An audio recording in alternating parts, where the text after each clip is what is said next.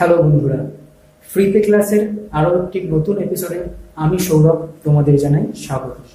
বন্ধুরা, এর আগে আমরা যে ভিডিওগুলি বানিয়েছি, প্রকাশ করেছি, তার প্রত্যেকটিতেই তোমাদের থেকে পেয়েছি খুব ভালো রেসপন্স, আর সাথে সাথে পেয়েছি বেশ কিছু অনুরোধ।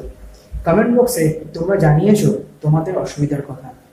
তার মধ্যে থেকে আমাদের বেশ কিছু ছাত্রী আমাদেরকে জানিয়েছে যে নবম শ্রেণীর ভৌত বিজ্ঞানের পরমাণুর গঠন এই অধ্যায়টিতে তাদের কনফিউশন আছে এবং এর ওপর তারা কনসেপ্ট ক্লিয়ারিং ভিডিও চাই। তাই তাদের সেই অনুরোধকে মাথায় রেখে আজ আমি পড়াবো পরমাণুর গঠন, নবম শ্রেণী ভৌত বিজ্ঞান। পড়াশোনা শুরু করার আগে একটা কথা বলতে চাই, অনেকে এই চ্যাপ্টারটা নিয়ে ভয় পাচ্ছ, তো অনেকের বুঝতে কঠিন মনে হচ্ছে। আমি বলছি, বিশ্বাস করো, এটা প্রচন্ড প্রচন্ড ইন্টারেস্টিং একটা চ্যাপ্টার হতে চলেছে। গল্পের ছলে আমরা আজকের এপিসোড দেখবো, আজকের ক্লাস আমরা পড়বো একদম মজার ছলে। আর একটা কথা বলি, এটা অত্যন্ত গুরুত্বপূর্ণ একটা চ্যাপ্টার, কারণ কেমিস্ট্রির একেবারে বেসিক, একেবারে গোড়ার কথা লুকিয়ে আছে পরমাণুর গঠন এই অধ্যায়টিতে। তাই এই অধ্যায়টি যদি কনসেপ্ট ক্লিয়ার না করে পড়া হয়, তাহলে ভবিষ্যতে 11-12 বা অনার্সে কেমিস্ট্রিতে একটু সমস্যা হতে পারে। তাই আমার বলা থাকলো, স্টুডেন্টরা তোমরা প্লিজ এই ভিডিওটি স্কিপ না করে পুরোটি দেখবে। আশা করি তোমাদের কনসেপ্ট ক্লিয়ার হবে। যেহেতু অধ্যায়টি একটু বড় এবং আমি একটু ডিটেলে তোমাদের বোঝানোর চেষ্টা করব, তাই একটা ভিডিও পুরো ব্যাপারটা না বলে একাধিক ভিডিওতে ভেঙে ভেঙে পার্ট বাই পার্ট আমরা পরমাণুর গঠন আলোচনা করব। আজকে প্রথম পার্ট পড়াশোনা শুরু করব। তবে তার আগে ছোট্ট একটা কথা মনে করিয়ে দিই, যারা চ্যানেলটিতে নতুন অথবা এখনো সাবস্ক্রাইব করোনি, তারা নিচে থাকা সাবস্ক্রাইব লেখাটিতে ক্লিক করো, পাশে থাকা বেল আইকনটিতে ক্লিক করে অলে ক্লিক করে দাও, আমাদের চ্যানেলটিকে সাবস্ক্রাইব করো। ফেসবুকে আমাদের পেজ লাইক করো।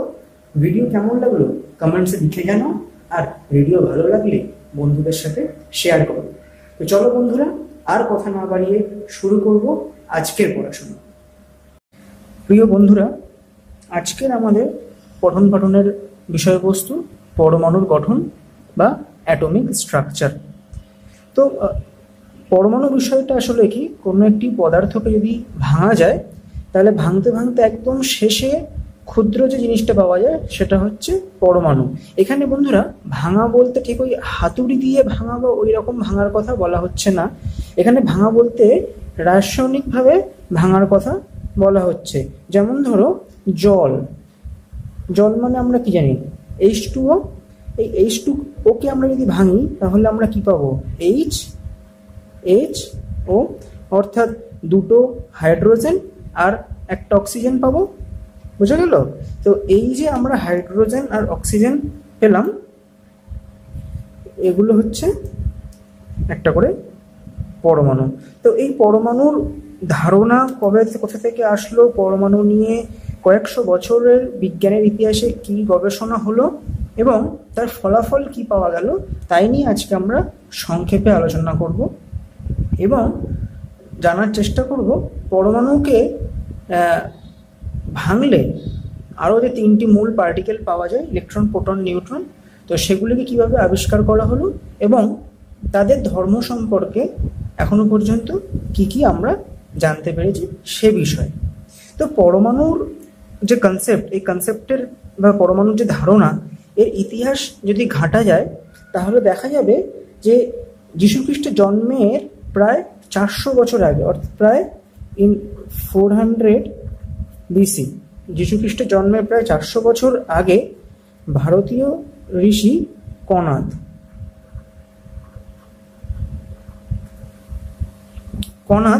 মোটামুটি একটা ধারণা দিয়েছিলেন যে কোনো বিষয়কে ভাঙলে অসংখ্য ক্ষুদ্র ক্ষুদ্র জিনিস পাওয়া যায়, অর্থাৎ অসংখ্য ক্ষুদ্র ক্ষুদ্র কণার সমষ্টিতে একটি বড় জিনিস তৈরি হয়। তো এরকম একটা দার্শনিক কনসেপ্ট ছিল, যার বিশেষ কোনো প্রামাণ্য বৈজ্ঞানিক ভিত্তি সেভাবে আমাদের কাছে ছিল না। এরপরও এই নিয়ে বিভিন্ন গবেষণা হয়েছে। এরপর মোটামুটি 1808 সাল,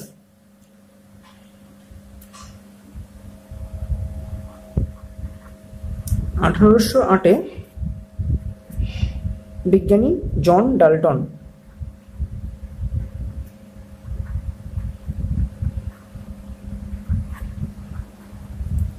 জন ডাল্টন ইনি পরমাণু সম্পর্কে একটা বিজ্ঞানসম্মত তত্ত্ব আমাদের দিলেন, যাকে আমরা জানি ডাল্টনের পরমাণুবাদ সম্পর্কে। তো ডাল্টন তার পরমাণুবাদে কি বললেন না, তিনি মূল দুটো বিষয় তিনি তুলে ধরলেন।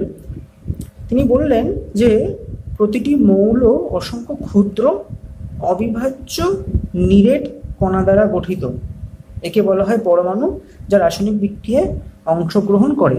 অর্থাৎ দেখতে গেলে তিনি পরমাণুর দুটি মূল বৈশিষ্ট্যের কথা উল্লেখ করলেন। একটি হলো অবিভাজ্য,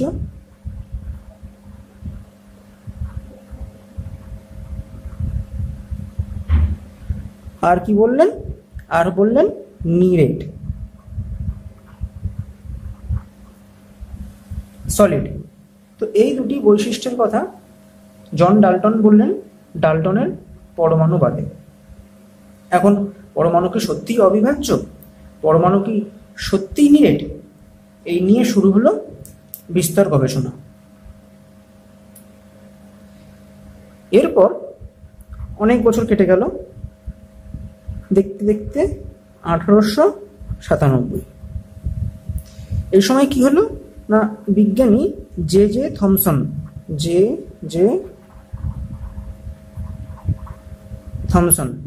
বিজ্ঞানী জে জে থমসন ক্যাথোড নামক একটি রশ্মি নিয়ে পরীক্ষা নিরীক্ষা করছিলেন, ক্যাথোড রশ্মি। তো ক্যাথোড রশ্মি হলো প্রকৃতিতে একটি ঋণাত্মক রশ্মি, নেগেটিভ ধর্মী। তো এই ক্যাথোড রশ্মি নিয়ে পরীক্ষা নিরীক্ষা করতে করতে তিনি দেখলেন যে কোনো পরমাণুর ভিতর থেকে একটি নেগেটিভ ধর্মী কণা উৎপন্ন করা সম্ভব। অর্থাৎ এই যদি মনে করো একটা পরমাণু হয়, ডাল্টনের থিওরি অনুযায়ী এই যদি একটা পরমাণু হয়, সেই পরমাণুর ভিতর থেকে পরমাণুকে ভেঙে নেগেটিভ ধর্মী একটি কণা উৎপন্ন করা সম্ভব। জে জে থমসন এই কণাটির নাম দিলেন কি, নাম দিলেন ইলেকট্রন।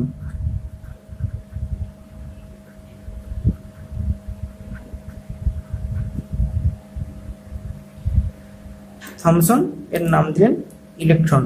অর্থাৎ জে জে থমসন এখানে প্রমাণ করলেন যে পরমাণু বা অ্যাটম যে জিনিসটা, সেটাকে ভেঙে তার থেকে ইলেকট্রন নামক একটা জিনিস বার করা যায়, একটা কণা তৈরি করা যায়, যা প্রকৃতিতে কি না নেগেটিভলি চার্জ, অর্থাৎ ঋণাত্মক আধানযুক্ত। তো এখানে দেখা গেল পরমাণুকে ভেঙে ইলেকট্রন তৈরি করা হচ্ছে। অর্থাৎ জন ডাল্টন যে এখানে বলেছিলেন পরমাণু অবিভাজ্য, এই অবিভাজ্য কথাটা পুরোপুরি ঠিক না। পরমাণুকে ভাঙা যাচ্ছে এবং ভেঙে যে জিনিসটা প্রথমে আবিষ্কার করা হলো, যে যে থমসন যেটা আবিষ্কার করলেন, সেটি হলো ইলেকট্রন। বুঝে গেল? কিন্তু আর একটা চিন্তার বিষয় যেটা হলো, সেটা হচ্ছে পরমাণু একটি আধানবিহীন বস্তু। অর্থাৎ পরমাণুর নিজের কোনো চার্জ নেই। তখন বিজ্ঞানীরা ভাবতে বসলেন, ইলেকট্রন যেহেতু নেগেটিভ ধর্মী একটা জিনিস, তাহলে নিশ্চয়ই পরমাণুর মধ্যে পজিটিভ ধর্মী আর একটা কিছু আছে, পজিটিভ আধানযুক্ত আর একটা পার্টিকেল বর্তমান। এই নিয়ে শুরু হলো বিস্তর গবেষণা। অনেক গবেষণার পর বিজ্ঞানী গোল্ডস্টাইন পরীক্ষা নিরীক্ষা করে প্রমাণ করলেন একটি পার্টিকেল বা একটি কণার অস্তিত্ব।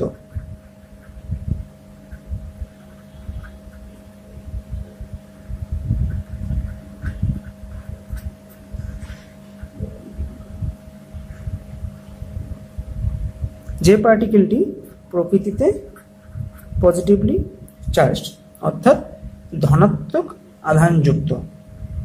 বিজ্ঞানী রাদারফোর্ড এই কণাটির নাম দিলেন প্রোটন। তাহলে এখানে আমরা অ্যাটমকে ভেঙে আরও একটা পার্টিকেল পেলাম, যার নাম হলো প্রোটন, আর যা ধনাত্মক আধানযুক্ত, অর্থাৎ পজিটিভলি চার্জড। তো এখানে আমরা দুটো জিনিস এখনো পর্যন্ত হাতে পেয়ে গেছি, একটি হচ্ছে ইলেকট্রন, একটি হচ্ছে প্রোটন। তো এই জায়গায় এসে বিজ্ঞানী থমসন, থমসন যিনি ইলেকট্রন আবিষ্কার করেছিলেন, তিনি পরমাণু ব্যাপারটা কেমন, তার স্ট্রাকচারটা কেমন, তাই নিয়ে একটা মডেল আমাদের সামনে দিলেন, যাকে বলা হচ্ছে থমসনস মডেল অফ অ্যাটম বা থমসনের মডেল।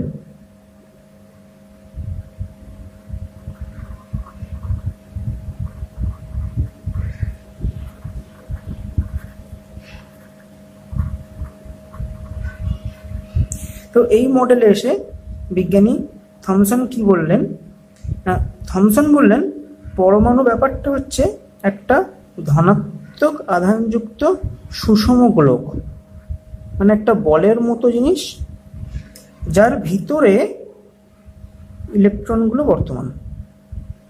এইগুলো ধরে নাও একটা ইলেকট্রন, যেগুলো আমি নীল কালি দিয়ে দেখাচ্ছি।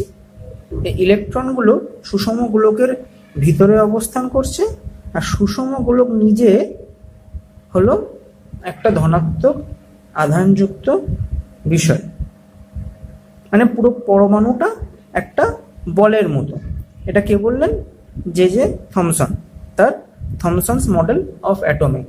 অর্থাৎ এখানে দেখো ডাল্টনের দেওয়া নীরের তত্ত্ব যেটি, সেটিকে একরকমভাবে বলতে গেলে জে থমসন স্বীকৃতি দিলেন।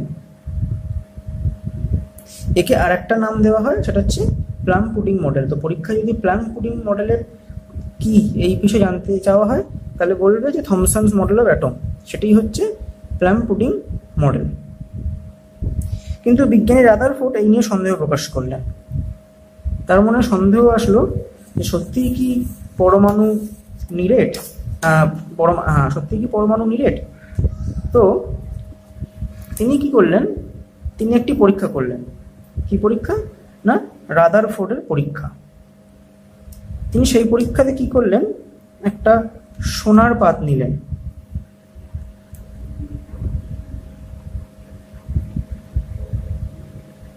একটা সোনার পাত নিলেন। সোনার পাতটা খুব পাতলা।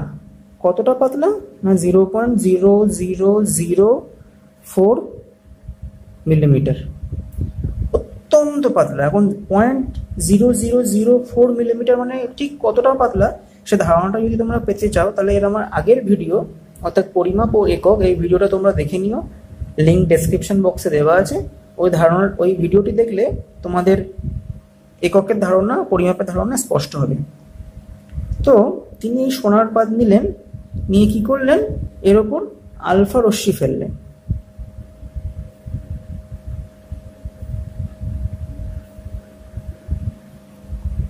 কি রশ্মি? আলফা রশ্মি। এই আলফা রশ্মি প্রকৃতিতে একটি ধনাত্মক বা পজিটিভ ধর্মী রশ্মি।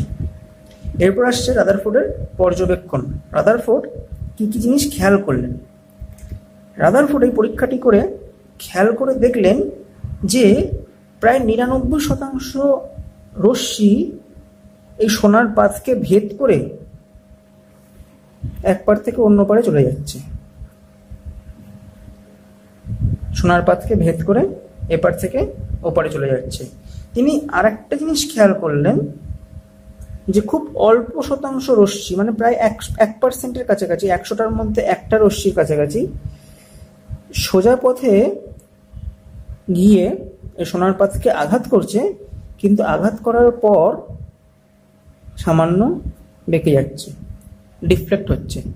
সেটা হচ্ছে 1%-এর মতো রশ্মি। 99% রশ্মি সোজাসুজি বেরিয়ে যাচ্ছে, 1%-এর একটু কম, 1%-এর কাছাকাছি রশ্মি কি হচ্ছে না ডিফ্লেক্ট হচ্ছে। আর 20,000 রশ্মির মধ্যে একটা রশ্মি কি হচ্ছে, যে পথে যাচ্ছে সেই পথে ইউটার্ন নিয়ে ফিরে আসছে। ব্যাপারটা কি, প্রতি 20,000 রশ্মির মধ্যে একটা রশ্মি সোজা পথে গিয়ে সোনার পাতে আঘাত করছে, করে ধাক্কা লেগে সরাসরি বিপরীত দিকে ফিরে আসছে। রাদারফোর্ড এই তিনটে জিনিস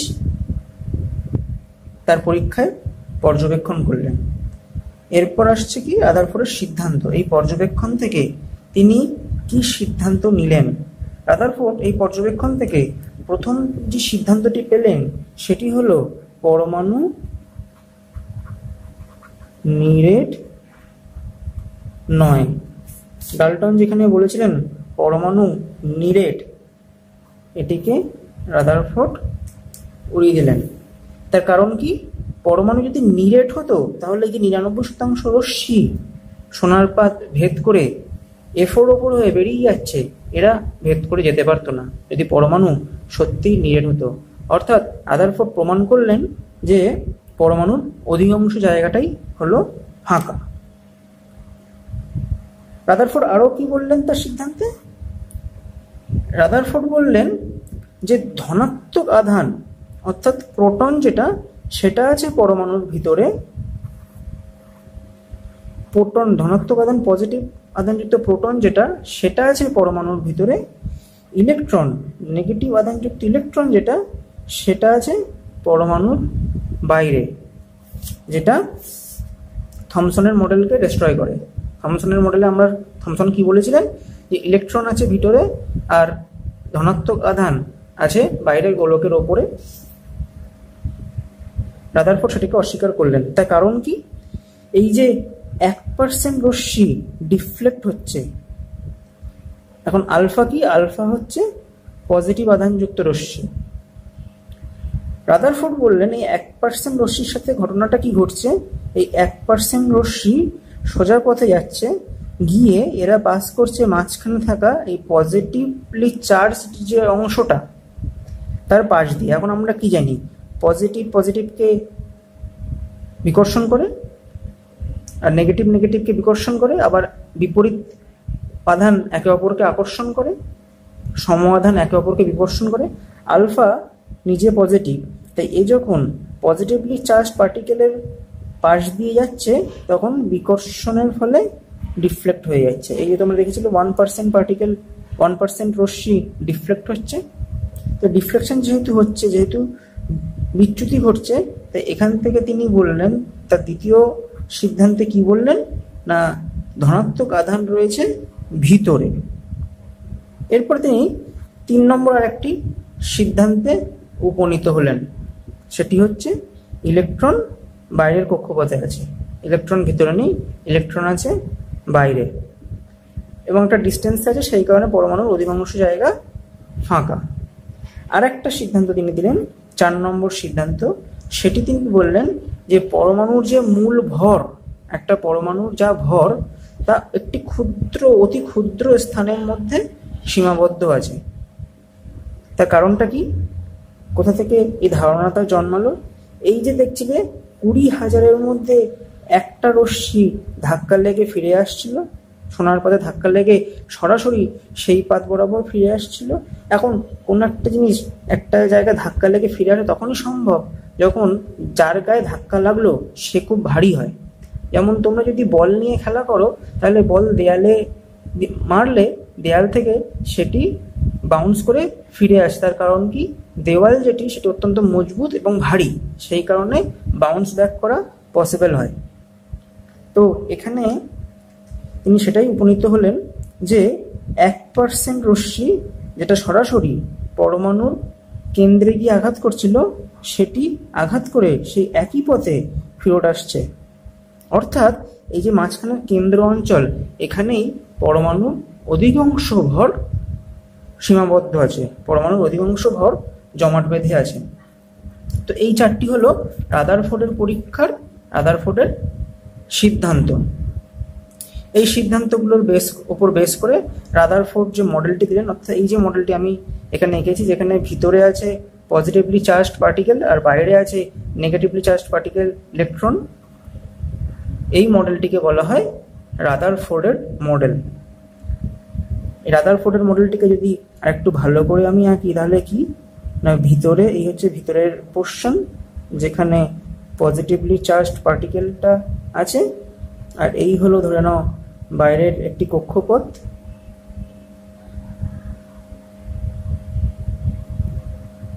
যে কক্ষপথে নেগেটিভলি চার্জড পার্টিকেল অর্থাৎ ইলেকট্রন ঘুরে বেড়াচ্ছে। এখানে দুটি অঞ্চল আমরা পেলাম। ভিতরের যে পোর্শন সেটাকে আমরা বলবো কেন্দ্রক বা নিউক্লিয়াস।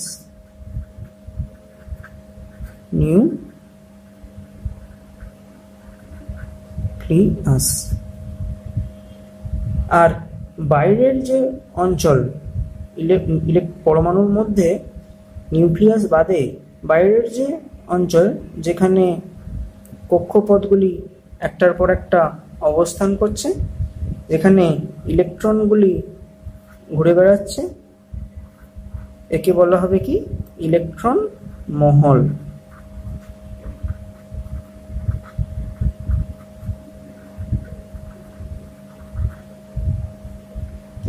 তো এই যে মডেলটা আমরা দেখলাম এটি হচ্ছে রাদারফোর্ডের মডেল।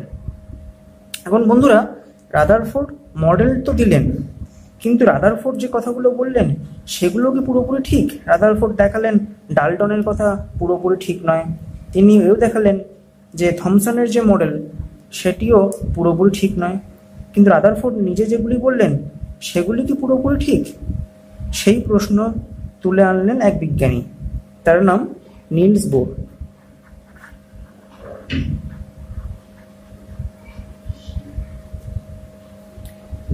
নিলস বোর দিলেন রাদারফোর্ডের মডেলের ত্রুটি। তিনি দুটো জিনিস পর্যবেক্ষণ করলেন। প্রথম যেটি পর্যবেক্ষণ করলেন সেটি হচ্ছে রাদারফোর্ডের মডেল অনুযায়ী পরমাণুর মাঝখানে আছে পজিটিভ পার্টিকেল আর বাইরের কক্ষপথে আছে নেগেটিভলি চার্জড পার্টিকেল, যেটা হচ্ছে ইলেকট্রন। তাই যদি হয় তাহলে এই দুইয়ের মধ্যে সবসময় আকর্ষণ বল কাজ করবে, এরা দুজন একে অপরকে নিজেদের দিকে টানবে। তাহলে কি হবে, এই ইলেকট্রন ঘুরতে ঘুরতে ঘুরতে ঘুরতে ঘুরতে একটা সময় প্রোটনের গায়ে এসে পড়বে। কিরকম হবে ব্যাপারটা, ইলেকট্রন ঘুরছে আবার প্রোটন ইলেকট্রনকে আকর্ষণ করছে, তাহলে কি ঘুরতে ঘুরতে ঘুরতে এরকম একটা স্পাইনাল পথে ইলেকট্রন প্রোটনের উপরে এসে পড়বে। তাতে কি হবে, আলটিমেটলি পুরো ব্যাপারটা শ্রিঙ্ক করে যাবে, ছোট হয়ে যাবে। অর্থাৎ পরমাণু কোনো স্টেবিলিটি থাকবে না, পরমাণু আনস্টেবল হয়ে যাবে। কিন্তু বাস্তবে তা না, পরমাণু ব্যাপারটা যথেষ্ট একটা স্টেবল ব্যাপার। তো এই ব্যাপারটা, এই প্রশ্নের কোনো উত্তর রাদারফোর্ডের কাছে ছিল না। রাদারফোর্ডের মডেল এই যে অবজারভেশন, নিলস বোরের অবজারভেশন, সেটিকে কোনো উত্তর দিতে পারেনি। এটা হচ্ছে রাদারফোর্ডের মডেলের 1 নম্বর ত্রুটি। 2 নম্বর ত্রুটিতে রাদারফোর্ড এর মডেলে 2 নম্বর ত্রুটিতে নিলস বোর আরো একটা জিনিস দেখালেন। নিলস বোর বলছেন যে এই ইলেকট্রন যখন বাইরের কক্ষপথে ঘুরছে তখন ঘুরতে ঘুরতে সবসময় এই ইলেকট্রন এনার্জি এমিট করার কথা, শক্তি বাইরের দিকে ছেড়ে দেবে কন্টিনিউয়াসলি, আর শক্তি ছাড়তে ছাড়তে সে আস্তে আস্তে ভিতরের দিকে এগিয়ে আসবে অ্যাজ পার রাদারফোর্ডস মডেল। তাই যদি হয় তাহলে যে বর্ণালী পাওয়া যাবে, শক্তির যে বর্ণালী পাওয়া যাবে, সে বর্ণালী হওয়া উচিত একটি নিরবিচ্ছিন্ন বর্ণালী, নিরবিচ্ছিন্ন আলোক বর্ণালী। কিন্তু পরীক্ষা করে দেখা গেল বর্ণালী নিরবিচ্ছিন্ন হয় না। তো বন্ধুরা, নিলস বোরের ত্রুটি, উল্লেখ করা ত্রুটিগুলো নিয়ে যখন গবেষণা চলছে তখন বিজ্ঞানীরা আরও একটা বিষয় খেয়াল করলেন, সেটি হলো পরমাণুর ভর সংক্রান্ত। এর আগে পরীক্ষা নিরীক্ষা করে দেখা গেছে যে ইলেকট্রনের ভর খুবই সামান্য। ইলেকট্রন যে পার্টিকেলটা সেটার ভর খুবই কম, অলমোস্ট 0-র কাছাকাছি। অ্যাকচুয়াল যদি ভর জিজ্ঞেস করা হয় তাহলে ইলেকট্রনের ভর কত না, ইলেকট্রনের ভর প্রোটনের ভরের 1/1837 গুণ। প্রোটনের ভরকে 1837 দিয়ে ভাগ করলে যেটা হয় সেটা হয় ইলেকট্রনের ভর, অর্থাৎ প্রোটন ইলেকট্রনের তুলনায় 1837 গুণ বেশি ভারী। তো সেই হিসেব অনুযায়ী একটা পরমাণু যদি শুধুমাত্র প্রোটন আর ইলেকট্রন এই দুয়ের সমন্বয়ে গঠিত হয় তাহলে পরমাণুর মোট ভর ইলেকট্রনের ভরের খুব কাছাকাছি হওয়া উচিত। এখন এক্ষেত্রে প্রোটনের পরমাণুর ভরকে যদি 1 ইউনিট ধরা হয়, তাহলে একটি পরমাণু, ধরে নাও একটি হিলিয়াম পরমাণু, যাতে 2টি প্রোটন কণা উপস্থিত, তার ভর কত হওয়া উচিত? 2 ইউনিট।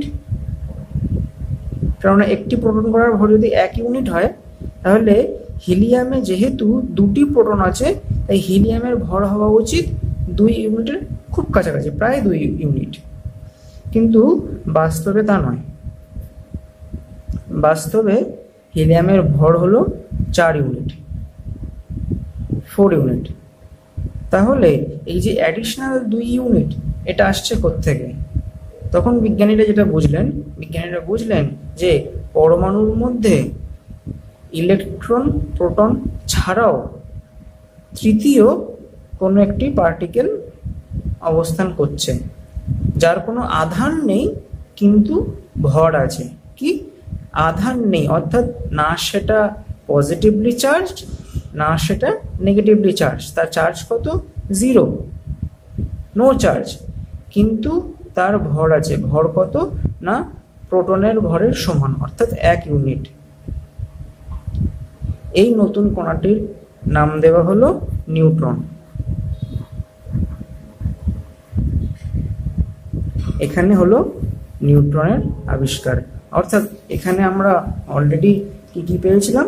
অলরেডি অ্যাটমকে ভেঙে ইলেকট্রন পেয়েছিলাম, প্রোটন পেয়েছিলাম, এখন আমরা পেলাম নিউট্রন। নিউট্রনের চার্জ কত? 0, নিউট্রনের কোনো চার্জ নেই। তাহলে পরমাণুকে ভেঙে আমরা কি পাচ্ছি? মূল 3টি কণা আমরা পাই পরমাণুকে ভেঙে। একটি হলো ইলেকট্রন, একটি হলো প্রোটন, একটি হলো নিউট্রন। কিভাবে কোন পার্টিকেলকে আবিষ্কার করা হয়েছে, কে আবিষ্কার করেছে, কিভাবে সেই আবিষ্কারগুলির ত্রুটি ধরা পড়েছে, এই সমস্ত কিছুই এখনো পর্যন্ত আমরা আলোচনা করেছি। বন্ধুরা, এরপর আমরা খুব দ্রুত প্রোটন, নিউট্রন আর ইলেকট্রন, এই 3টি কণার ধর্ম সম্পর্কে একটু জানবো। না, প্রোটন কি? প্রোটন হলো পজিটিভ। নিউট্রন কি? নিউট্রন হলো নিউট্রাল, অর্থাৎ নিস্তড়িত, কোনো আধান নেই, কোনো আধান বিহীন। তাহলে একটা পজিটিভ, একটা 0। তাহলে ইলেকট্রন কি?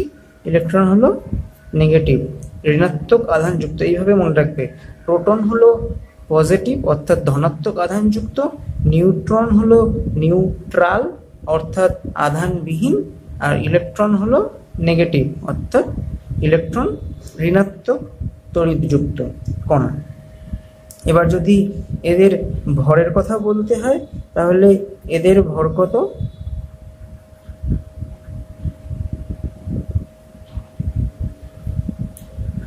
এখানে মনে রাখবে প্রোটনের ভর আর নিউট্রনের ভর সমান, যেমনটা আমরা এখানে দেখেছি। প্রোটনের ভর আর নিউট্রনের ভর সমান। কত? না 1.672, 1672 একের পরে দশমিক গুণিতক 10⁻⁻27। এখানে আমরা 72 লিখেছিলাম, এখানে লিখবো 27। ইউনিট কি দেবো? কেজি। তাহলে কি 1672 একের পরে দশমিক, মানে 1.672 ইন্টু 10⁻⁻72 এর উল্টো 27। এইভাবে মনে রাখবে, মনে রাখতে খুব সুবিধা হবে। তো প্রোটনের যা ভর, নিউট্রনেরও তাই ভর। আর আমরা আগে জেনেছি ইলেকট্রন খুব হালকা। ইলেকট্রনের ভর কত? প্রোটনের ভরের 1837 ভাগ, অর্থাৎ 1.672 ইন্টু 10⁻⁻27কে যদি আমরা 1837 দিয়ে ভাগ করি, তাহলে যেটা পাবো সেটা হবে ইলেকট্রনের ভর। সেটা কত? না 9.11 ইন্টু 10⁻⁻31 কেজি। ঠিক আছে। এবার যদি আমরা এদের চার্জ নিয়ে কথা বলি, তাহলে আমরা আগেই জেনেছি নিউট্রনের কোনো চার্জ নেই। নিউট্রনের চার্জ এখানে আমরা যদি, এটা প্রত্যেকটা বইতেই আছে, তোমরা যে কোনো বইকেই রেফার করতে পারো। নিউট্রনের চার্জ কত? নিউট্রন নিস্তরী, তাই নিউট্রনের কোনো চার্জ নেই। প্রোটনের চার্জ কত? প্রোটন পজিটিভ ধর্মী, তাই আমরা এখানে দেবো প্লাস কত না 1.6 ইন্টু 10⁻⁻19। এখানে মনে রাখবে 16, এখানে মনে রাখবে 19। 16-এ 1-এর পরে পয়েন্ট, অর্থাৎ 1-এর পরে দশমিক, মানে 1.6 ইন্টু 10⁻⁻19 কুলম্ব। এটা হচ্ছে প্রোটনের চার্জ।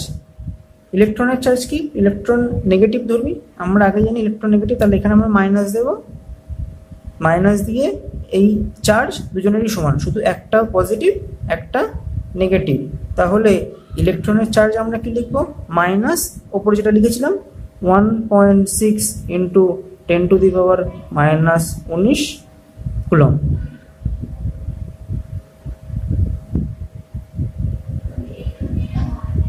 এইভাবে মনে রাখতে সুবিধা হবে। তো বন্ধুরা, আজকের পর্বে আমরা মোটামুটি 3টে কণা, তাদের আবিষ্কারের কাহিনী এবং সেই সংক্রান্ত বেশ কিছু গুরুত্বপূর্ণ প্রশ্ন আলোচনা করেছি। দ্রুত একবার রিক্যাপ করব। প্রথমে আমরা কি জেনেছিলাম? প্রথমে আমরা জেনেছিলাম ডাল্টনের পরমাণুবাদ। ডাল্টন কি বলেছিলেন? পরমাণু অবিভাজ্য, পরমাণু নিরেট। এরপরে কে আসলেন? J Thomson. জে থমসন কি আবিষ্কার করলেন? ইলেকট্রন আবিষ্কার করলেন। কিভাবে? ক্যাথোড রে পরীক্ষার সাহায্যে তিনি ইলেকট্রন আবিষ্কার করলেন। এরপরে কি হলো না, গোল্ডস্টাইন বললেন যদি নেগেটিভ থাকে তাহলে পজিটিভ পার্টিকেলও নিশ্চয়ই আছে। গোল্ডস্টাইন এর নাম দিলেন কি? প্রোটন। তো এখানে আমরা প্রোটনের আবিষ্কার হলো। এরপর কি হলো না, যে থমসন অ্যাটমের মডেল দিলেন, থমসনের অ্যাটমিক মডেল আসলো। সেই মডেলে কি বলা হলো না, পরমাণু একটি সুষম গোলক যেখানে ইলেকট্রনগুলো ভিতরে আছে আর বাইরের গোলকটি নিজেই পজিটিভলি চার্জড। থমসনের এই মডেলকে অন্যভাবে বলা হয় প্লাম পুডিং মডেল। আমরা জেনেছি এখনো পর্যন্ত আমরা পেয়েছিলাম ইলেকট্রন, প্রোটন, নিউট্রনের আবিষ্কার এখনো হয়নি। এরপর কি হলো? এরপর আমরা জানলাম রাদারফোর্ডের পরীক্ষা, সোনার পাত, তার উপর আলফা রশ্মি দিয়ে আঘাত করা হলো। 99% আলফা রশ্মি সোজাসুজি বেরিয়ে গেল। সেখান থেকে আমরা জানতে পারলাম পরমাণু নিরেট নয়। আর কি দেখা গেল না, দেখা গেল 1% রশ্মি ডিফ্লেক্ট হচ্ছে, বিচ্যুতি ঘটছে। এখান থেকে আমরা বুঝলাম যে পরমাণুর যে পজিটিভ চার্জ সেটা মাঝখানে আছে, যে কারণে পজিটিভলি চার্জ আলফা রশ্মি বেঁকে যাচ্ছে। আরও আমরা কি জানলাম, যে ইলেকট্রন বাইরে একটি নির্দিষ্ট দূরত্বে কক্ষপথের উপর বিরাজমান, যে কারণে পরমাণু ফাঁকা। এরপরও আমরা কি দেখলাম না, 20,000-এর মধ্যে একটা আলফা রশ্মি সোনার পাতে ধাক্কা লেগে সোজাসুজি ফিরে আসছে। এর থেকে আমরা কি পেলাম? এর থেকে আমরা পেলাম 4 নম্বর সিদ্ধান্ত। 4 নম্বর সিদ্ধান্তে আমরা কি বলেছিলাম না, পরমাণুর অধিকাংশ ভর তার কেন্দ্রে একটি ক্ষুদ্র অংশের মধ্যে সীমাবদ্ধ, যে কারণে আলফা রশ্মি গিয়ে সেখানে ধাক্কা লেগে একই পথে বাইরের দিকে ফিরে এসছে। তো এই সব কিছু মিলিয়ে মিশিয়ে কি তৈরি হলো না, এই সব কিছু মিলিয়ে মিশিয়ে একটা মডেল আমরা পেলাম, যেটা হচ্ছে রাদারফোর্ডের মডেল। রাদারফোর্ড তার মডেলে কি বললেন না, পরমাণুর কেন্দ্রে নিউক্লিয়াস বা কেন্দ্রক নামক যে জায়গা আছে সেখানে প্রোটনগুলো একসাথে পুঞ্জীভূতভাবে বিরাজমান আর ইলেকট্রন বাইরের কক্ষপথে ঘুরছে। এই মডেলের ত্রুটি বার করলেন কি? Nils bore. নিলস বোর দুটি ত্রুটি বললেন। প্রথমটি হচ্ছে যদি মাঝখানে পজিটিভ থাকে আর বাইরে নেগেটিভ থাকে, তাহলে নেগেটিভ পজিটিভ একে অপরকে আকর্ষণ করবে এবং আস্তে আস্তে পরমাণুর মডেলটি ভেঙে যাবে বা আনস্টেবল হয়ে যাবে, যেটা বাস্তবে হয় না। এটা একটা ত্রুটি উনি ধরলেন। দ্বিতীয় ত্রুটি বর্ণালীর পরীক্ষা, যেটা আমি তোমাদের বলেছি। তো এরপরে আরেকটা জিনিস বিজ্ঞানীরা অবজার্ভ করলেন কি, সেটা হচ্ছে পরমাণুর ভর সংক্রান্ত। প্রোটনের ভর খুব বেশি, ইলেকট্রনের ভর অত্যন্ত কম, নগণ্য। তাই পরমাণুর মোট ভর সমান সমান প্রোটনের ভর হওয়া উচিত, কিন্তু বাস্তবে হয় তার দ্বিগুণ। এখান থেকে আসলো কি? এখান থেকে আসলো নিউটনের ধারণা। 1920 সালে একটা কথা বলে রাখি এখানে না, 1920 সালে রাদারফোর্ড প্রথম এই নিউটনের কল্পনা করেছিলেন। আর 1932 সালে স্যাডউইক নামক একজন বিজ্ঞানী, স্যাডউইক, তিনি এর নামকরণ করেন নিউট্রন। এরপর আমরা জেনেছি ইলেকট্রন, প্রোটন, নিউট্রনের ভর এবং তাদের আধান সম্পর্কে। তো বন্ধুরা, আজকের পর্বে এই পর্যন্তই থাক। আগামী যে পর্ব আসবে সেখানে আমরা জানবো সবথেকে গুরুত্বপূর্ণ একটা জিনিস, সেটা হচ্ছে রাদারফোর্ড বোর্ডের পরমাণুর মডেল, যেটা এখনো পর্যন্ত পাওয়া অত্যন্ত বিশ্বাসযোগ্য একটা পরমাণুর মডেল। তো ওই পর্বটি দেখতে অবশ্যই ভুলো না। আশা করছি আজকের পর্বটি তোমাদের ভালো লেগেছে। পর্বটি কেমন লাগলো কমেন্টস করে জানাও। আমাদের চ্যানেলটিকে সাবস্ক্রাইব করো, ফেসবুকে পেজ লাইক করো, আর ভিডিও ভালো লাগলে বন্ধুদের সাথে শেয়ার করো। সকলে খুব ভালো থেকো, মন দিয়ে পড়াশুনো করো। দেখা হচ্ছে পরের ভিডিওয়ে। ধন্যবাদ।